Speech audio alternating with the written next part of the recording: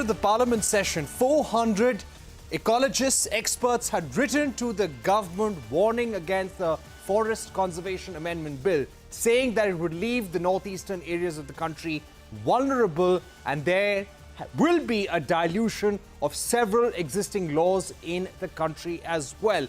Let's get to the big story now. This is Newscentre. I'm Parikshit Luthra. Yes, the Lok Sabha has passed the Forest Conservation Amendment Bill. The new bill seeks to redefine the classification of forests and free up unrecorded forests for developmental projects. The bill also seeks to exempt unrecorded forest land within 100 kilometers of international borders for projects of national importance and concerning national security as well. This would leave a large part of northeastern states vulnerable. Remember, forest cover accounts for 65% of the geographical area of the 8 states in the northeast. Large tracts of it are unrecorded. That's not all. It is also unclear whether or not the bill supersedes the Forest Rights Act, which gives self-cultivation habitation rights to specific forest-dwelling tribes. The bill also allows establishing checkposts, fencing, bridges, running zoos, safaris, ecotourism activities on forest land without prior approval of the central government. So big concerns there.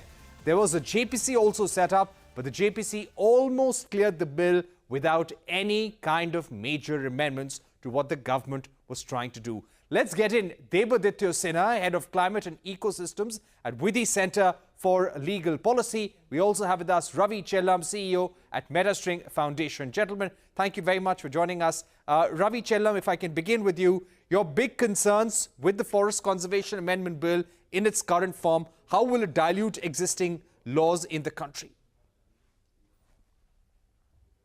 We are in denial if we think the biggest crisis we are facing today is an existential crisis due to environmental challenges. It is coming in all forms, and the more we chip away at natural functioning ecosystems, nature is going to pay back much stronger.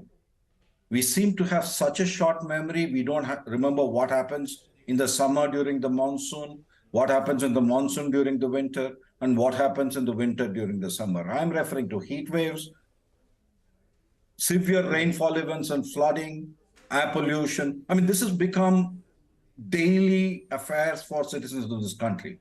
And this cannot be called development. I mean, access to clean air, clean water should be fundamental.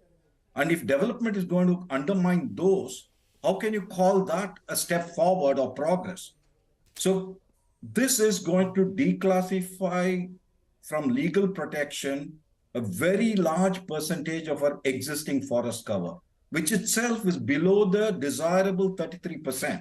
We only have 21% forest cover, of which we have about 28%, which is not really covered by the legal.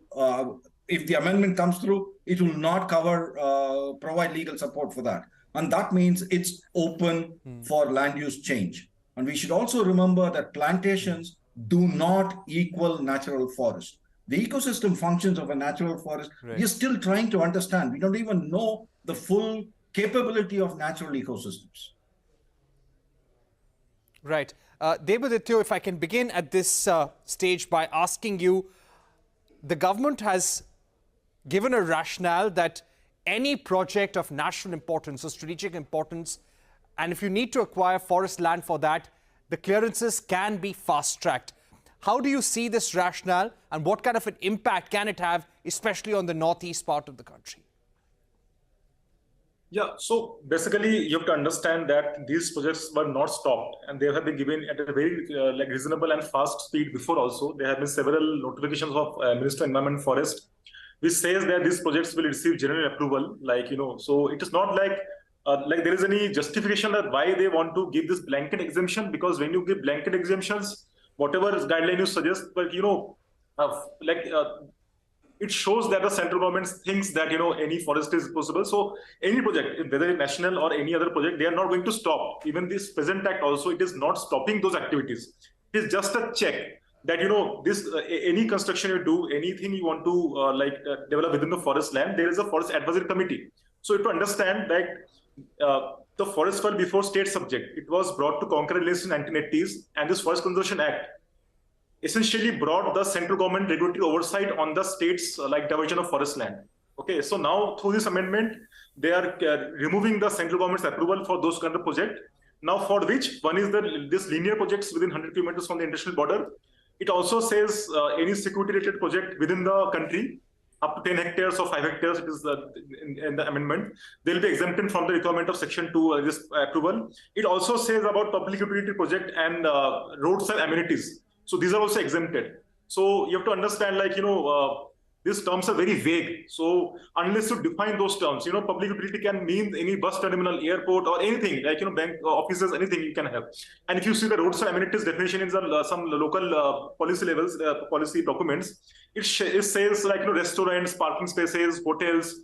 So, there's no end to it. So my concern is, like, of course, there are security concerns, all those things are there, but this can be misused. So my concern is more about the misuse of law, because in India, we have seen implementation has been a very challenging. That's an important point. And there has been always, like, misinterpretation and misuse of the law. So when the forests are so much threatened, so Ravi, Chellam, since very last quickly, 70, 80 years, what like, Debadityo was talking about misuse, about exploitation, do you think that this is an act, if passed in the present form, can be misused by the private sector as well?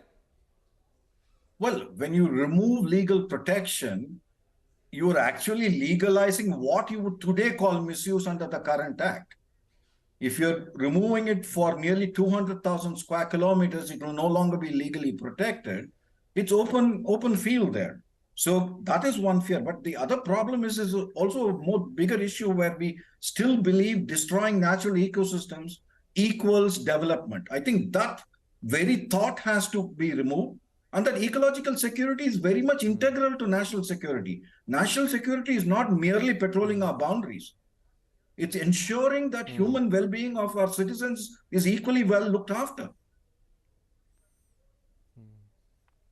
Right. Debadityo, how could it impact some of the tribal communities in the country as well? So, this amendment I will not see in exclusion. So you have to understand the series of amendments which have been brought before. So last year there was this amendment in forest conservation rules. So basically the act is very small.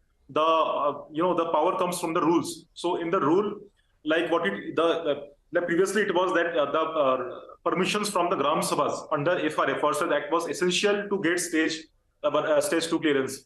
Okay, but now in the rule last year, they amended this thing and they said that you can go ahead with forest clearance without the necessity of the Gram Sabha consent.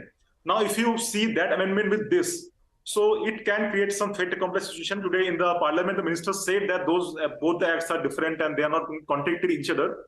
But again, it comes to implementation. So suppose you clear the project, you clear everything, and then you go to the consent zone. So where is the proper participation of the people in the decision-making process? So it becomes a formality. So my concern is more on that obviously our constitution amendment, 75 amendment, they empowered the Gram Sabhas, but we don't take them seriously. And when you divert any land in name of this kind of things, obviously these processes will be compromised. Do you expect, Debadityo, if this act is passed in the present form, could there be legal challenges to this in the Supreme Court? Of course, so it depends on, once the acts pass, and it can be challenged in Supreme Court on the basis of, especially on the constitutional, provisions. So yes, definitely, acts can be challenged in constitution based on, in the Supreme Court based on the constitution. Right. If I can come back to you, Mr. Chellam, what are the kind of amendments that are really needed? There were 400 experts who had written to the government before this parliament session asking them not to go ahead with the bill in the present form. There was also opposition during the JPC meetings on this bill.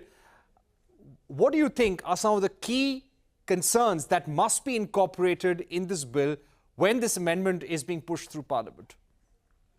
First and foremost, redefining what is forest, saying that if it is recorded on or after the 25th of October 1980 is a clear step backwards. As I said, this means 28% of our existing forest cover, which comes in all forms, including fruit orchards and urban farms, urban parks and so on. But even that, if 28% of your existing forest cover, which is only about 22%, well, the desired level is 33%, loses legal cover, you're going to have a big problem. So that's the first and foremost. Second, there is a clause which seems to allow exemption for almost anything. It says if the union government so desires, they can exempt it.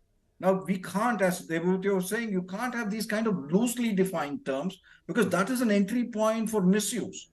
And I've been saying that while we've had problems, the 1980 Act, in conjunction with the 1996 Supreme Court judgment, has actually served us reasonably well. It has enabled slowing down, due process followed in terms of protecting our forests. So if that is the case, why are we in such a hurry and using a really non-consultative, non-participatory process and ramming through this? Today also in Lok Sabha, there was hardly any discussion on the bill, and it's being passed. Right. We've run out of time, unfortunately, but Ravi, Chellam, Debadityo Sinha, thank you very much for joining us with your concerns. Of course, this will be raised on the floor of the Parliament as well. Let's see what happens when this bill now goes to